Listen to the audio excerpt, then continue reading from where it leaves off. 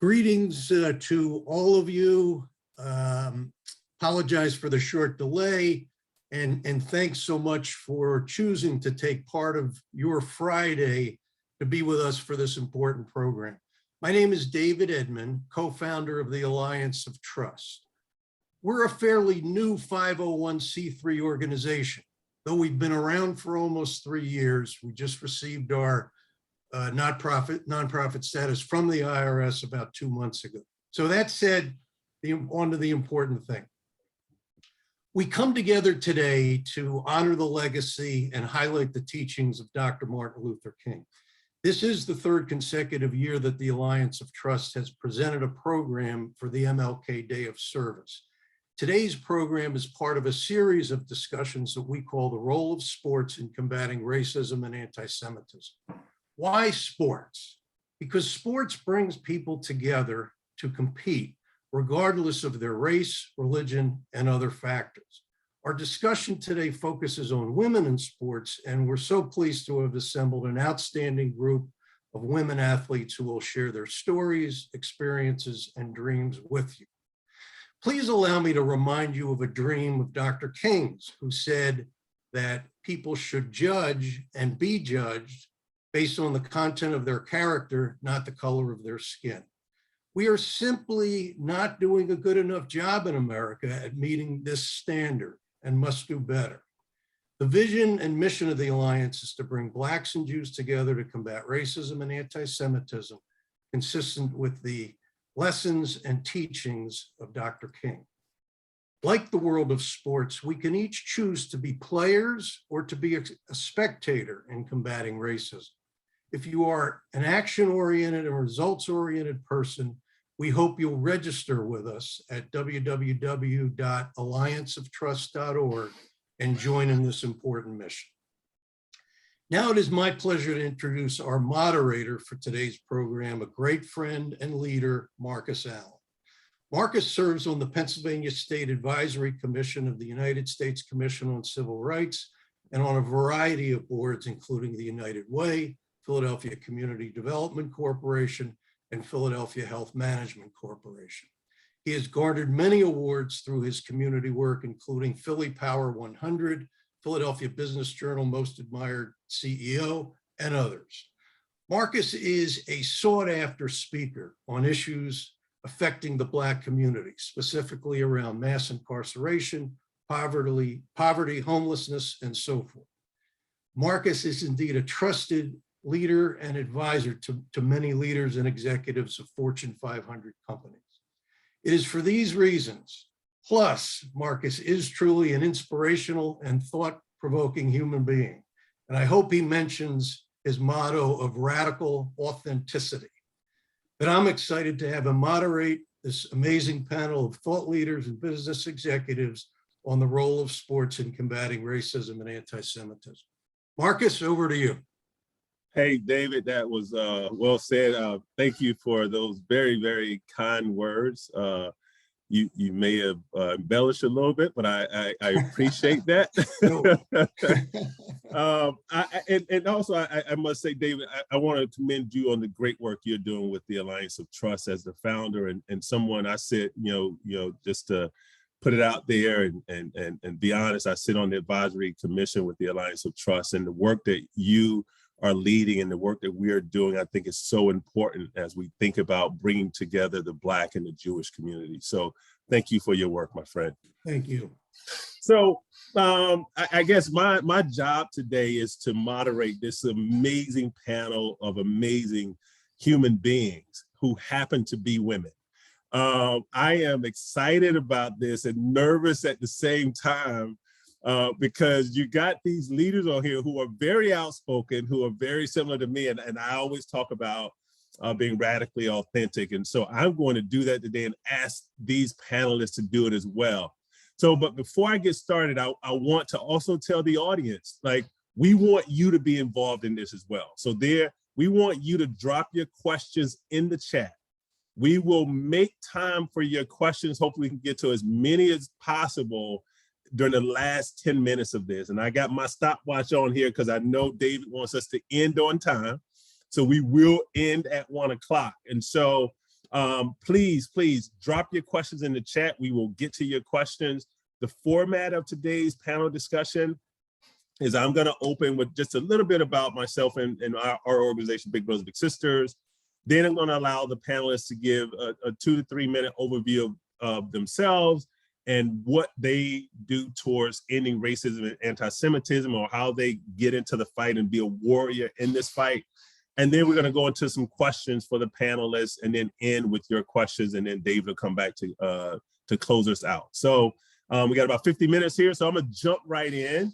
And first, I want to just read to you the bios of these amazing women, and then after you read the bio of that person, they'll give you a little bit more about themselves. So first, we're going to start with Joanne Pasternack, who is the president and CEO of Oliver and Rose LLC, is a co-founder of Athetes Voices. My voice hasn't been on there yet, Joanne.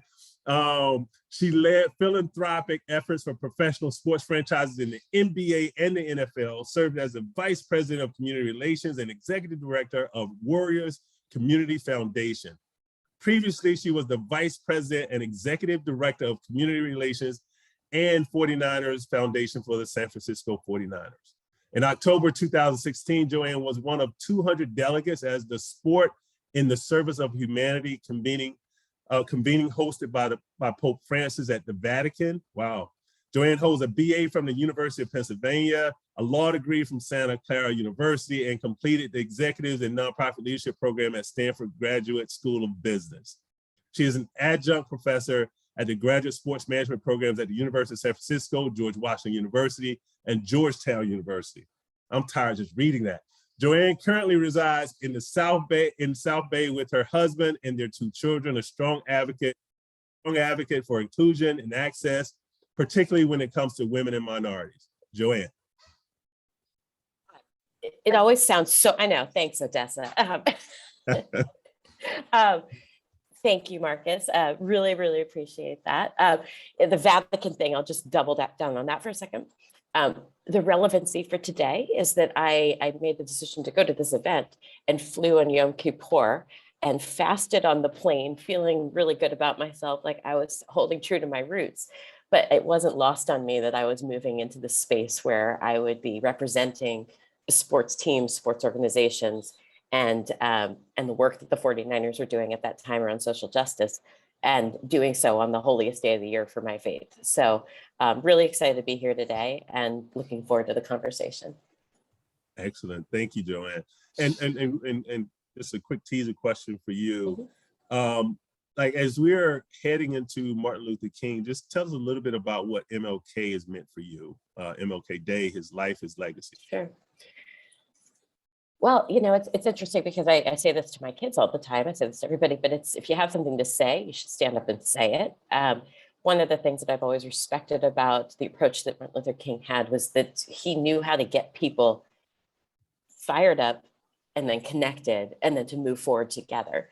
Now, it's become a day of service, which I think is so appropriate because that's what he stood for, and he stood for serving others.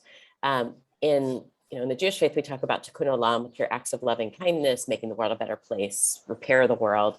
And so every year for the last, I think probably 8 years now, my family has been a part of a celebration of his life and his legacy through volunteerism that's hosted by our local Jewish Community Center in Palo Alto, California. And it feels right. It feels right to do that and to serve others. Excellent. Thank you. Thank you for answering that. All right. So next, and I know you're impressed already, and we got 2 more impressive panelists. We're going to talk about Kendyl Moss. Kendyl Moss is a senior executive with 20 plus years of experience fundraising, community relations, event marketing, programmatic leadership. She has served as the director of Atlanta Tracks Club Community Relations and Development, and was appointed president of the Atlanta Track Club Foundation in October 2021. Congratulations. Prior to joining Atlanta Track Club, Moss served as head of development at Atlanta International School with a direct oversight of an annual fundraising and completion of a $15 million plus capital campaign. I need some advice on that one. Prior to joining AIS, Moss spent 13 years with the Atlanta Falcons, where she held many roles, including Vice President of Community Relations, Director of Community Relations, Event Manager, and Program Officer for Atlanta Falcons Youth Foundation. Moss earned All-American honors as a sprinter at the University of Texas at Austin, as well as a BA in Speech Communications. She also holds an MA in Corporate Communications from DePaul University. Moss lives in Atlanta with her husband and her 2 children. And actually, Kendyl, I didn't tell you this, I am actually from Atlanta. I'm a Grady baby, born at Grady Memorial. So thank you for all the work you're doing in Atlanta. Oh, excellent, excellent. Thank you for having me. Thank you. So why don't you give us a little bit more about yourself and what MLK means to you? Certainly, certainly. Again, thank you for having me. I am so pleased to meet you, and obviously have known Joanne for years and going to be excited to hear about what Odessa has to say. But for me, there's a lot of things when I think of MLK. I think about where I am in my space, and many times being the only one in the room, and what I do in that room, and thinking about how you can bring other people into the room with you. And I think that's what I believe MLK has done. He was one who led, but knew that he led with people around them. And I think that's how I operate too. If I'm doing, I always look back and pull someone else with me. And I think that's where I am. I have been fortunate enough to be in Atlanta and actually know Martin Luther King III, because his daughter goes to my daughter's school. And so it has been wonderful for me to see my daughter actually see this in real life with the work that it is. So that's what that means to me in terms of the day. In terms of what we do on the day, it is a day of service. There is a place in Atlanta that, because of eminent domain, a Black community was wiped out, but there's still the gravesite of these former folks there. We go there every year with our kids and we clean up that area and we talk about what it was so that we can move forward, but we never forget the past. And so that's really kind of what it means for me. Awesome. Oh, thank you for that really awesome answer. All right, so now definitely not least for last, but we definitely want to head over to Odessa. Odessa Jenkins is the founder and CEO of the Women's National Football Conference and the president of industry-leading learning software company Emtrain. A sought-after national speaker, Jenkins is also the founder of multiple nonprofits, Got Her Back, Elite Women's Football Alliance of Dallas, and more. She was an inaugural participant in the NFL's first Women's Career in Football Forum, featured on Sports Illustrated, Fox, CBS, ESPN, Yahoo Sports, The Undefeated, and more. Jenkins was recognized as a nominee for Fund Women 2021 Entrepreneur of the Year, is globally recognized as a leader in women's tackle football, and was listed, get this, as one of the top 100 most powerful, influential women in sports, according to Sports Illustrated Unrelenting issue. She is a market leader in coaching and team dynamics with multiple years of executive leadership in private funded startups, joint ventures, the Fortune 100 public companies. Jenkins has 15 plus years of coaching and playing experience, is a Hall of Fame running back, a 5-time national champion, and a 2-time USA Football Women's National Team Captain, and a 2-time IFAFA gold medalist. Jenkins recently became the winningest head coach in women's football history with a record of, check this out, 78-2 by winning her 3rd straight national title with the WNFC champion, Texas Elite Spartans. Odessa Jenkins, give us a word, honey. What's up, Marcus, Kendyl, and JP, as I call her. I give everybody nicknames, so y'all are gonna all have nicknames before this is over. Wow, what an honor. I feel like I need to go back to school after listening to Kendyl and Joanne's bios. I'm like, yo, advanced degrees is how you get there. Apparently, I need to get my stuff together. And Kendyl, I still believe that you're fast. Like, I know you're an executive leader now, but I still believe you still look fast, sister. Super excited to be here. Well, Odessa, like I as I was reading that to the audience, like one of the things that it seems to me is like you're great at a lot of things, but the 2 things that stuck out to me was sports. You are one of the best athletes. I think Joanne if you don't mind sharing real quick this story you said about Patrick Willis and Odessa. Can you share that, you and Odessa, just really quickly with our audience? Yeah, so Patrick Willis is one of my clients, also a dear, dear friend and a wonderful human. Patrick has 8 nieces and no children of his own, no nephews, but he wants to see a world where his nieces have all sorts of opportunities. So when I shared with him a little bit of the work that I was doing in supporting Odessa and her organization, he asked if he could join us at the national championship game, which he did. So he comes out to one of the fan fest events prior to the championship game, and he's like just shaking his head, going like, man, these women can ball. Then we go out to the game. He's continuing to say this. He says to Odessa, I wouldn't want to line up against you. And Odessa, do you remember what your response was? Because I loved it. I can quote you. Okay. I hope it's So- PC, because if we were No, to well, sure, I'll clean it up. No, Okay, clean it up. Clean it but up. what Odessa said, but she said, you know, Patrick, I respect that, but that's not, my goal isn't to line up against you. My goal is to be respected for being the best at what I do. And for women to be respected for coming onto the field and doing this sport and doing it to the highest levels of the game. And Patrick just looked at her and he was like, respect. Like that's it right there. We don't need to beat you at your game, men, in order to be the best. We can just be the best at what we do. So that's Yeah, I an do. amazing remember story. that. Yeah. Well, and I think that is a perfect segue into our topic today, right? How we allow people, we create brave and safe space for people to be the best at, regardless of these labels and these limitations that we put on people.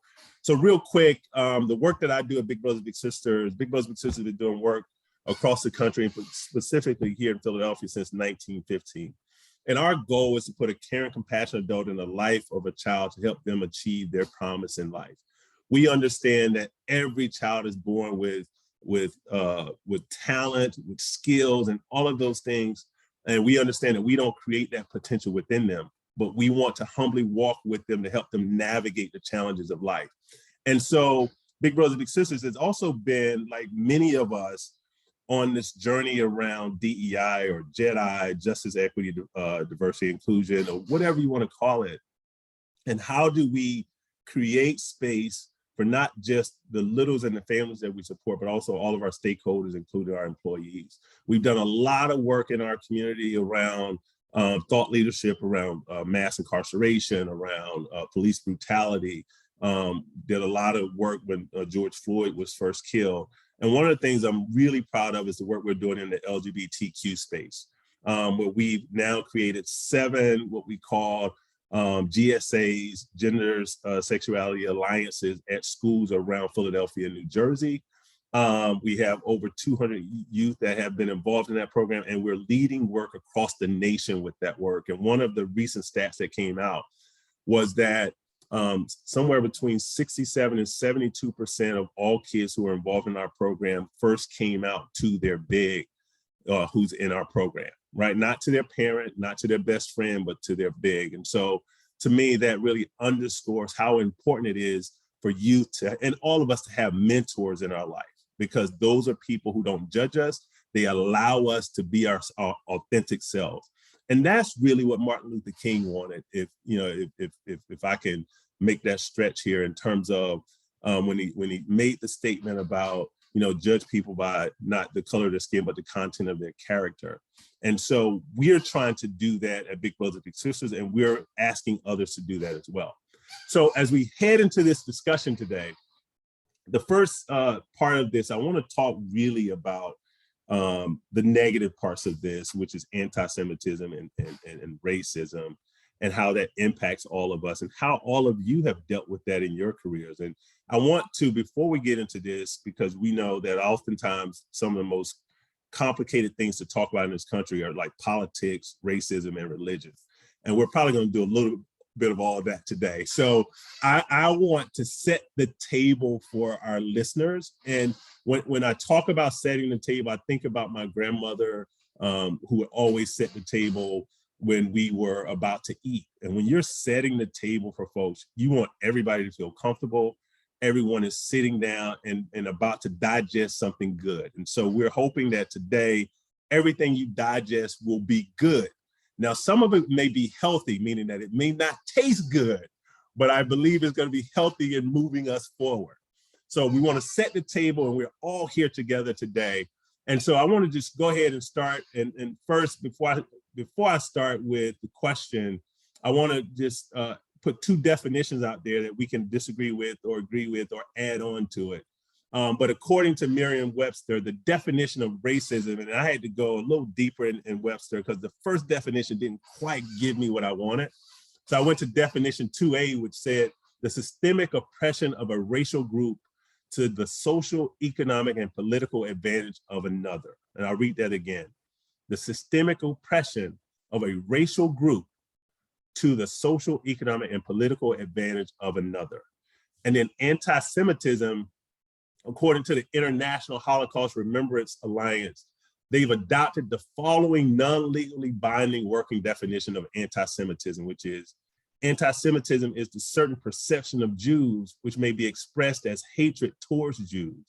Rhetorical and physical manifestations of anti-Semitism are directed toward Jewish or non-Jewish individuals and or their property, toward Jewish community institutions and religious facilities, right? And so that's going to be our basis when we talk about those two things today. And also acknowledging that there's also intersectionality and all the other isms that, like, really, Martin Luther King was not just focused on how Black people were treated. He was focused on how any vulnerable population, that some label that was given to them and they're treated differently and not equally. So I want to make sure that people who are listening understand this is not just about Black folks, right? Martin Luther King wasn't just about Black people. So I'm gonna start with the first question, and I'm gonna throw it out to anyone who wants to answer it first. How has anti-Semitism and or racism impacted you both in your personal life? And then I also want you to also, at least one or two of you, to speak to how did it impact you in your sports life as well? I'll jump in. I think first, my personal life, I'm originally from Los Angeles, California, from a town called Watts in South Central, and raised by two Southern parents who, were raised in the 50s and 60s in a world that I literally can't imagine. And so as a kid from the city, a very diverse city, I experienced racism in ways where I didn't even realize it was racism. That's why I think systemic oppression is one of the most diabolical but advances that we've ever seen in the world, right? We think about technology and the microwave and all these really, and the internet and all these cool things that have changed the world, but systemic oppression is something that has long staying power that we're starting to see small breakups of now, but it's taken hundreds and hundreds and thousands of years, really. But for me personally, I saw racism early on expressed in what was possible for me as a young Black girl. And that's where it was the most personal and the most heartbreaking and the most emotional, and probably has left the most trauma in my life. Early on, there were only a certain few things that represented what I could do.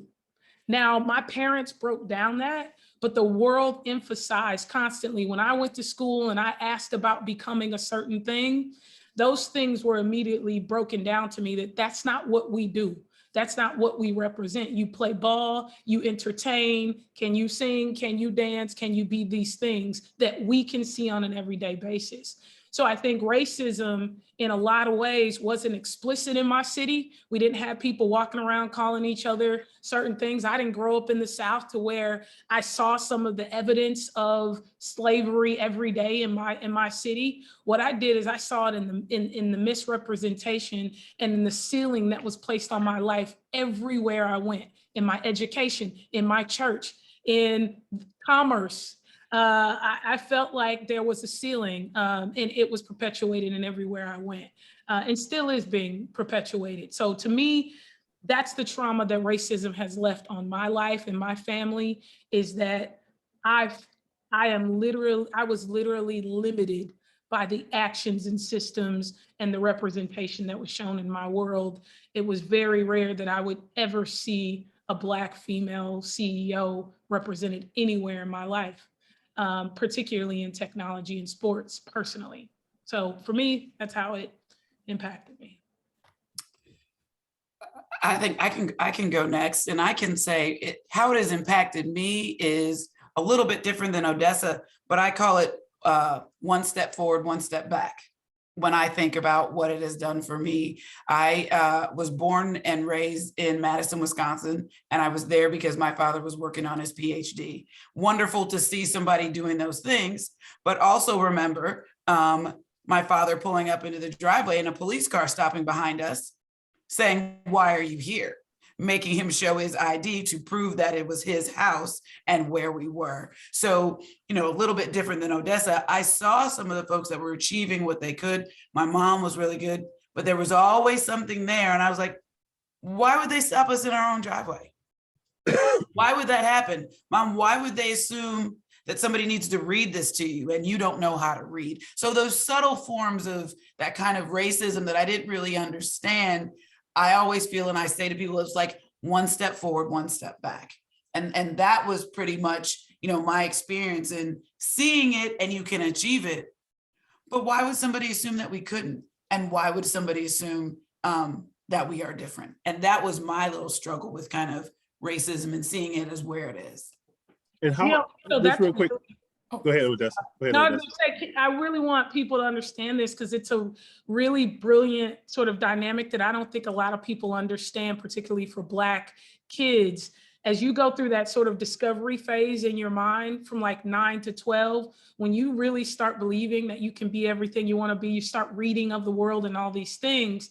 And then, like for me, like she said, my everywhere that we went to for something good, where it was represented as empowered, they were white. The cops were white. My teachers were white. The lawyer was white. They all weren't like me. And if they were Black, it wasn't many of them. And so I think that like in your case, even when you saw that it was them, there was always something more powerful to bring you down to your place. And that's what this disruption of racism does. It's like a figment, but it's powerful. Right. And you witness it and you are in it in the moment, and then you take a step. I am more mad about it now when I think about it than I was a kid, and it stays with you. Wow. Joanne, you want to jump in on this? Because this is powerful. And it's interesting, Kendyl, because you say you're more mad about it now than you were as a kid. That's what bothers me the most. And then, going back to what Odessa said, it's if you believe it and it's embedded within you, then does it limit your potential? Interesting component, and of course this is obvious, but I'm going to say it anyway. I don't wear my faith or my differences on my face. I recognize the opportunity that I have to move through the world and announce when I want to that I come from a different faith background. But it's interesting because where I feel the burden on my shoulders is knowing that generationally, Black people, Jewish people, we've experienced trauma and we've experienced the desire to eradicate us. And it passes through genealogically. So I actually look at it sometimes and I think, I have an obligation to stand up and to say who I am, to own who I am, because my grandparents couldn't, and because they were being killed for it. And so I tell this to my kids a lot. I'm like, even if it's just this much of your genetic material that traces back to that relative who somehow found deep within themselves the wherewithal to be able to survive the biggest genocide in European history, what does that look like? What do you do with that power? And honestly, it's why I love working with athletes, is because I feel like when we have a platform and we don't use it, then we're doing a disservice to those who are trying to come up behind us. And as women, that's a unique opportunity as well, because there was a story out yesterday, so that one of the 2 remaining Black coaches in the NFL was fired. So now we have 1. And Odessa, when you talk about the opportunities and the way that things are presented within our world, and sport being one of them, what does it say to all the young people out there who aspire to be GMs or head coaches and who are at the highest levels of the sport and have all the abilities to coach and aren't being given that opportunity? And I mean, Odessa should be an NFL coach somewhere, somehow, right now. She has been in those roles, but like, I don't know a better coach than you, Odessa. I don't. But we have to prove it. Yeah, and that platform is loud too, right? There's only one coach. It also speaks to what Marcus said about the mentoring, right? For this to happen, even though these things kept happening, we need somebody to be in those kids' ears. We need to say, I know this doesn't look right now, but let's keep going. When you talk about a professional experience, when I worked at the NCAA on the men's basketball staff, and I remember somebody passing a comment to me that, well, you only got the job because you were Black. Now, I could have taken that a certain way, fortunate to have my dad who's passed on, and he said, you know what? They actually got the best person who happens to be Black. Absolutely. So that is how you approach what this job is. And to me, having somebody say that to me and other people having people like that can change the trajectory of how you approach things. Because I could have internalized that and always been like, they're only picking me because I'm Black. They don't think I can do what I need to do. It is semantics, and it's how you say that. So to your point, mentoring in this space when this happens is really crucial and important. And just to add to that, and Odessa, I'd love for you to speak to this. Think about the concept of, we hear a lot of our young people saying this today, we can't be what we can't see, right? And then also nothing for us without us, right? And so I read this, I'm here in Philadelphia and just read this thing about Pennsylvania Department of Education, that Pennsylvania has the least diversity in its educated workforce in the US. We are least diverse in our education system, which is normally one of the first structures that our kids see. 98% of the teachers in Pennsylvania are white, right? And most of those are female. So what does that mean for a young Black boy or a young Black girl or Hispanic person coming up in that system? And so what type of, and then you brought up this, Joanne, about now we have one Black coach in the NFL. We have very few Black people in ownership, particularly athletes, former athletes. How do we begin to get a pipeline for kids to understand that they can achieve these things that they're currently not seeing? Because we know validation and proximity means a lot to us, meaning when you talk about validation, being able to see someone who looks like you validates your own existence. But then the proximity, meaning, do I know somebody? Or can I even get close to somebody who's doing the stuff that I can only dream about? Odessa, I don't know if you had any thoughts on that. Yeah.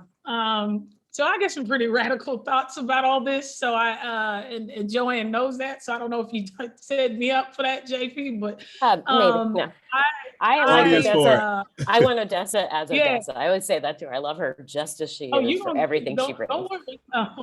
No worries. No, but so I think two things. One, thank you for that. My goal is to be the best coach on the planet, but I want to coach women in football. So I actually have no desire to be an NFL coach. As awesome as that sounds. I removed myself from that path because I love coaching women athletes. I love it. I think that it's a preference. It's not even that I'm doing the right things. I just prefer to coach women and develop women in sports. I think there's something special about the adversity of a woman and what that means and how that translates to sport. And I agree. I am one of the best football coaches and one of the best leaders and motivators that you could put in any space. I've developed myself at that over decades, but that gets diminished because I coach women, right? And so I had to make a decision in my life that if I wanted to be validated as a coach in football, I had to coach in the NFL. I had to go at least get that tag on my resume, right? And we have to do that, and we have to do those things. I got a lot of respect for the NFL, and I have for how hard it is to break the system of design. Let's all keep it real. Billionaires run the NFL. Okay, so we can't miss that these are empowered billionaires who are empowered, who have to answer to nobody. These people don't have to have all this, the idea of the fan base and the athletes. These billionaires don't have to answer to anyone. So how I feel about it is there is a world in the metaverse, and some of the most popular content in the world is not these systems that are refusing to be inclusive and diverse. Daily highlights from children and from high schoolers are some of the fastest growing content in the world. There's a reason that TikTok is the most watched and visited website on the planet now. Everyone needs to pay attention. My point in all of this is, if you don't change, and if billionaires and those in power and money don't get it, we will build it ourselves. It will come in different ways. That isn't the intent. There's no threat to the system. The world has effectively changed. I can be a superstar in my living room with my iPhone.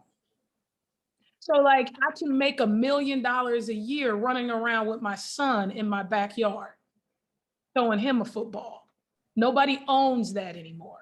So I think if we have to understand our power, just like Dr. King, and I'll bring it back to that, like the power of nonviolent protests and the power of receiving punishment, but never wavering in your protests, is what we're seeing in the world today. And to me, that's how the world of sport is going to change for people like me. That's how sport is going to be available to anybody, and everyone's going to be validated for doing it at the highest level. So what I think power and money rules the world in a lot of ways, but the only way that changes is through defiance and through protests and through creating something else. Well, and it's interesting, Odessa, because I think it's also around strength in numbers to some degree. So I'll take it back to women for a moment. When I was growing up in my career, I kept being told, well, you just need to get a seat at the table. And once you have a seat at the table, then you have a voice. I got the seat at the table, but I'd look to my left and my right, and I'd realize that I had been assigned a seat. And it's no surprise that if you look at the ranks of professional sports teams, the leadership roles that women fill are typically human resources and community relations, maybe marketing, but very rarely do you see somebody in corporate partnerships or definitely not in a GM role, other leadership roles. So I looked around and I thought, all right, now what? And do I represent all women, all Jewish women, all left-handed, redheaded, 5'3" 3/4" moms? Like, I don't know. But I was called on to represent that on a regular basis. So people would turn to me, well, you're a working mom. What do you think? You're Jewish. What do you think we should do for Jewish Heritage Day? And I would sit there and I'd say, okay, great, but I can't represent everybody. But I didn't have anybody to my left or my right that I could turn to say, hey, you got my back. We're in this together. While I would love to think that everyone around the table, and this is what comes up all the time, they're like, oh, we're all here with you. We support you. You're awesome. Kendyl and I once took a walk through the streets of Philadelphia, actually. I want to say it was like a 3-hour walk all the way to South Street. We were in search of cheesesteaks, of course, because who isn't? And we were with— Of course you were. Right. And at the time, Kendyl was the head of community affairs for the Falcons. We were with colleagues from the Buffalo Bills and from the Cleveland Browns. And it was all 4 of us women, all 4 of us similar in age. And the reason why we kept walking and walking and walking was because we had so much that we needed to get out. That was just like here, because all 4 of us were in roles where we were the only one at the table or one of the only ones at the table. And people kept looking to us to set the standard or to represent all people. So strength in numbers that I go back to, it's how do we combat racism? How do we combat anti-Semitism? Well, we can't do it alone. And so one of the reasons why I think I've been drawn to working in this space is because, yes, generationally, but I'm a couple generations removed from overt anti-Semitism. It exists for sure, but not like it once did, where we were denied access to things. But in solidarity, I know that if I can lean my voice and look to the leaders within movements to help me to articulate things the proper way, the way that's most respectful, and bring others with us, then all of a sudden it feels like, I took my daughter on the Women's March a few years ago, and I remember just looking around and being like, she gets to see all these people who are saying like, women matter. And it was women and men and transgender, and I mean, it was everything. It's Northern California. I looked around and I was like, yeah, I'd like this energy to carry her through into her adulthood, where she doesn't feel alone and she doesn't feel like she has to march at the front in order to have any impact. And staying there for a second, I want to dig in a little bit on that, Joanne. Sure. As we are, we've had the Me Too movement, and we've had, a lot of things in the media talking about more equality with women. What I always feel like what is missed is they generalize, right? Right. We tend to want to put things in buckets, and underneath that, there's this fight in terms of Black women within the women's movement, right? And I love to get perspectives from the three of you on, as we talk about racism, like, what do you see that differentiates the struggle of a Jewish woman or a white woman in this corporate white male dominated area, and then that struggle of the Black woman, and not to compare or compete, but just to help distinguish some of those challenges that, as we dig into women, that those of you, the three of you, have experienced in the sports world.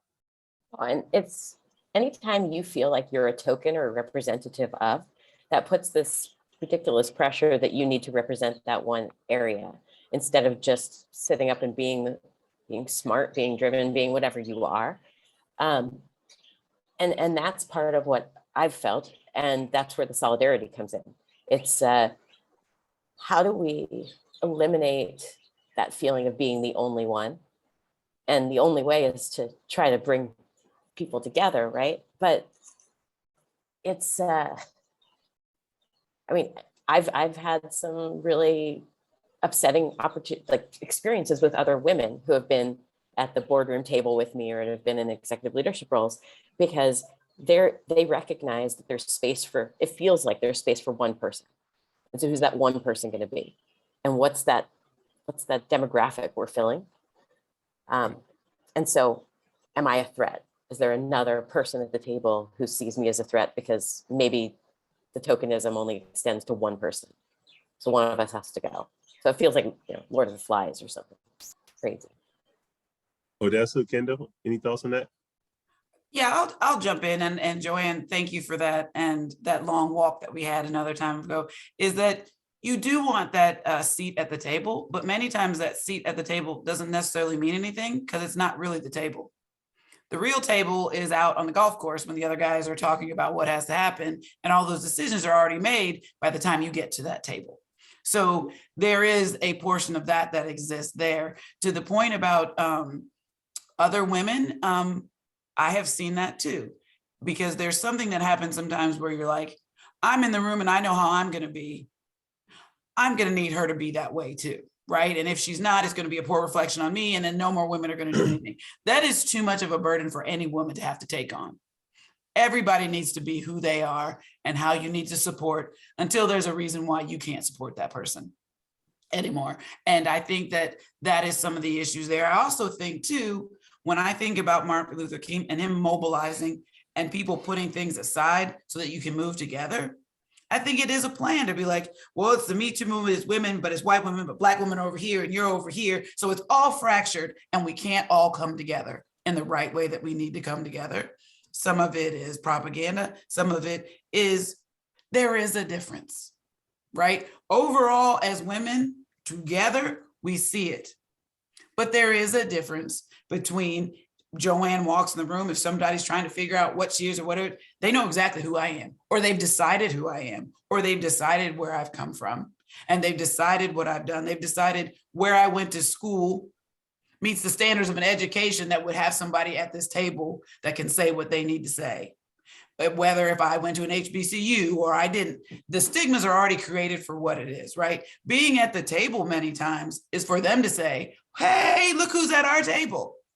Not that I want you to talk at the table, and not that you're doing anything that does any more than just be at the table. And that, to me, I feel like that's where that little racism still exists and there's a disconnect.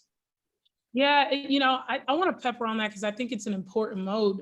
Like what Kendyl's speaking of is I meet your scariest bias before I open my mouth as a Black woman. And that means all the things that you fear unconsciously and all the things that the world and the media have taught you about the Black human, the Black American in particular. I introduce you to all that before I even open my mouth. And so I think what that does to me, and even when I'm in the boardroom or in front of a team or all these things, I'm expressly experiencing those biases before I even introduce you to.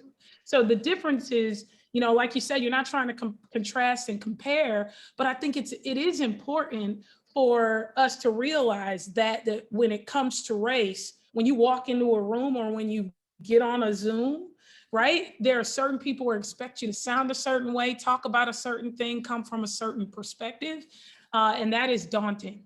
That is daunting to the Black woman. It's daunting to the Black man, and I think it's a boulder that we carry and will carry for a long time. But allyship is the one thing that does change that. So I think allyship is the thing that Dr. King really believed in more heavily than almost anything else. I think the work that he did across communities and religions, I was reading about James Baldwin and the work that he did with Martin Luther King and Malcolm X and sort of bringing them together and talking cross religions.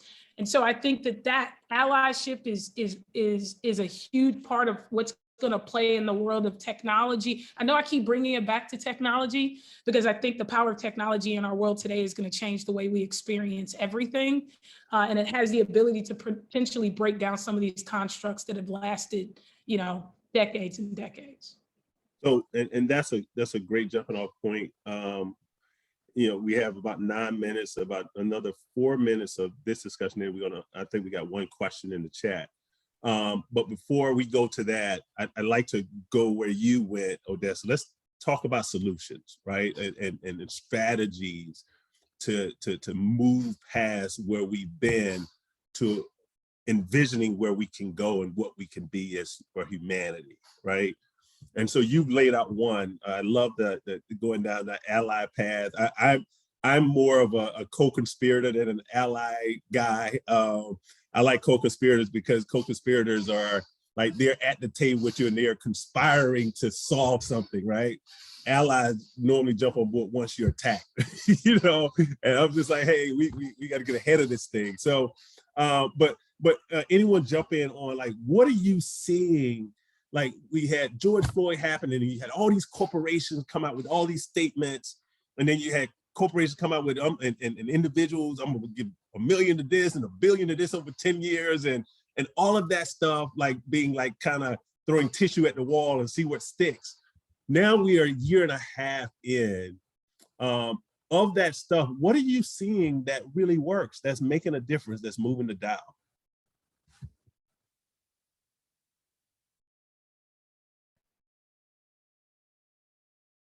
Nobody wants to touch it. I know. I was going to say that.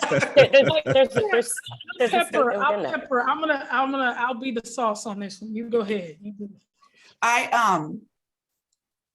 Here's what I would say to you, which all of it is terrible, but when this happened, it was a time when the world had stopped. And I mean, everybody was in their house because of COVID. So everybody was paying attention every day. And there was no way for anybody to get around it. I'm not saying it wouldn't have been the same, but because of that, it was a shift of an opportunity for people to say enough, and I'm going to ask my job to do what they need to do. And I think in some instances, they wouldn't have paid attention to it. If the world had still been pre-COVID, back to work, nobody's paying attention to it. So to me, to some extent, I think the focus on and companies taking a step back and seeing what this is and resetting their foundation, I think that's a step forward. What we do with it is yet to be seen. So I am less, I guess what I would say to you is money where your mouth is. You've said this and we need to hold them accountable for it, right? All these statements, you know, Adidas made a statement and said they were going to do X and their workers like, no, come back with something else, right? This might be our one moment in time to do it, but that's kind of how it is. I think about that in fundraising. They say people sitting under a tree because the other people had money to plant it before. I think that's how you have to kind of look at it. And from my perspective. Yeah, I see this every day in my work at Emtrain. You know, part of what we do is building inclusive workforces. And so, and then with the work we do with the WNFC, I see it every day because we have what you would think is a perfect sponsorship brand opportunity. You know, we're Black, female founded, majority of our athletes are BIPOC women. And some of the brand discussions that we have do not align with the commitments that the brands are making externally. And so I think the one thing is, you're right, this made everyone pay attention and it made it be really personal. I think that's the other thing is when trauma and racism is personal, it makes you want to act. When something personally happens to you, it makes you take action and use your resources to take the action. So it's good that the money's flowing. The challenge is, where is it actually flowing? I think is the real issue. Everyone went and hired D&I, and as you said, Jedi. It's like the most popular executive, role that there is for a lot of corporations. Everyone's now starting to add D&I experts on their board of directors. Like, it's great, but what's your budget for inclusion? How are you spending more money on toilet paper and paper napkins than you are on training inclusion in your workforce? You commit to $100 billion over 20 years externally, but won't spend 100,000 internally on your own culture. So to me, I think it's great. And like you said, trees are being planted so that other people can sit on them later. I think there is some misguidance that has happened with where there's resources going, because it starts at home. If it is not personal, if your culture doesn't change, and if you aren't funding that change internally, like you said with Adidas, I'm an Adidas branded partner. I love Team Adidas. We are too. Atlanta Track Cup, go Adidas. So I was using that as a way to say, yes, and they listened. Yes, they listened and they had some tough conversations, but to your point, it's because it got internalized. So I think the miss here, Marcus, is that it didn't get internalized. It was too external and people aren't truly building conscious cultures. And I think that's a miss. All right, so we have about 4 minutes. A quick question. I want to get this in because there's only one, which is good. And then I'm going to turn it back to David Edmonds after this. Excuse me. So David Strauss asked the question. So the limiting of options for Jews was kind of anti-Semitism we experienced a generation or two ago. And he put in parentheses, closed law firms, quotas of universities, closed country clubs, closed neighborhoods. That is not how we experience as of today. Is there something from how we learn how to combat this that might allow us to be allies with African Americans in combating this kind of structural racism? How can we best be allies in the fight? And so, great question, David. I'll give one of you a chance to kind of address that question for David. I can jump in on that one a little bit. You know, it goes back to, I think it goes back to what we've just been talking about, the allyship. I always think about that poem where it said, first they came for the Jews, but I wasn't Jewish, so I didn't speak up. Then they came for, and it goes all the way down till you get to the end where it says, then they came for me, but there was no one left to speak up for me. So if we see it, if we experience it, if we know about it, it's the same thing we tell our little kids when they're in school. You know, don't be a bully, but also don't allow bullying to happen. If you see it, say it. If you see it, speak up. But but it is so lonely at that executive boardroom table. It is so, so lonely. And one of the biggest challenges that I've experienced is, how do I speak up without being labeled as one of those women who's just there to make trouble or make a noise? How do I speak up and know with some degree of confidence that others are there with me? And so as we look at this from the lens of anti-Semitism generations ago, racism, anti-Semitism now, it really boils down to kind of what Odessa was talking about with corporate social responsibility and DEI programs. And it's almost like there's a desire to have it exist, but not in a way where it's going to be off-putting. And so if we go back to Martin Luther King, we think about the approach that he had to creating solidarity. One of the criticisms is that it wasn't bold enough. It wasn't forceful enough. But that's a delicate balance. You need people on both ends of the extreme, somebody in the middle who's saying, we're doing this and we've got it. And I think right now we look at our corporate spaces, they're over here going like, is that good enough? Is that good enough? Okay, cool, check the box. But you go over to the other side, and when you speak up too much, you're not somebody they can manage. Then it's like, I mean, we've all heard that as women, as bold women. It's like, she's a lot. And I always would be like, what does a lot mean? A lot of awesome? Because I'm going to go with that. But it doesn't mean that. It means she's more than I can handle and I don't want to deal with it. So I'm going to go in a different direction.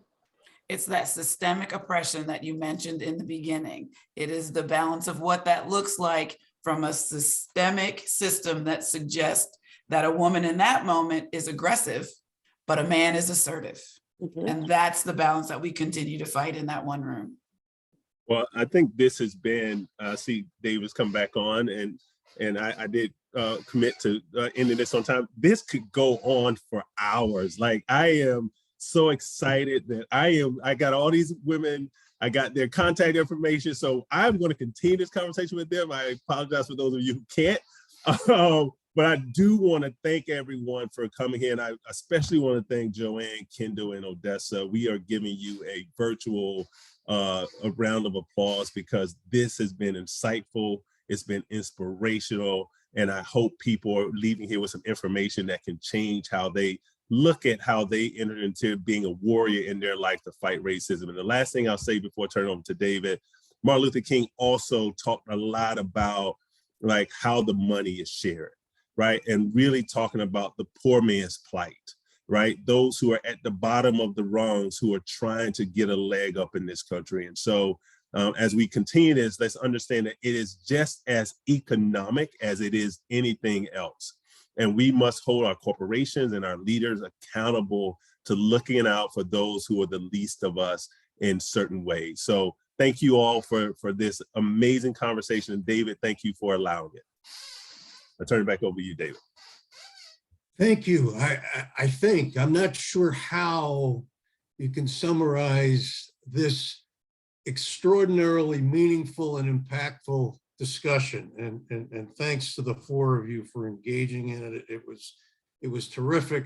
When I've been in similar situations, I, for myself, try to summarize lessons learned and takeaways. And I would ask everybody on the call for themselves to summarize what you learned today and what your takeaways are. One thing I'd like to say is, words are important, actions are more important. And we have to move beyond the wonderful discussions that we have into action-oriented and results-oriented steps to address racism and anti-Semitism. I'll end where we began. Do you want to be a player or do you want to be a spectator? We've heard from four outstanding individuals who roll up the sleeves every day and get things done. GSD, I hear. So please join us. What the Alliance is giving an opportunity to join in this effort. We don't know exactly how things are going to be, how we're going to do everything along the way. We're on a journey. Join us in this journey. Go to www.allianceoftrust.org. Thanks to all of you. Have a great weekend. Martin Luther King Day on Monday. God bless and be well and be healthy. Thank you. Thank you so much. Thank you. Thank you Great all. job. Great job. Y'all are brilliant. Thank you.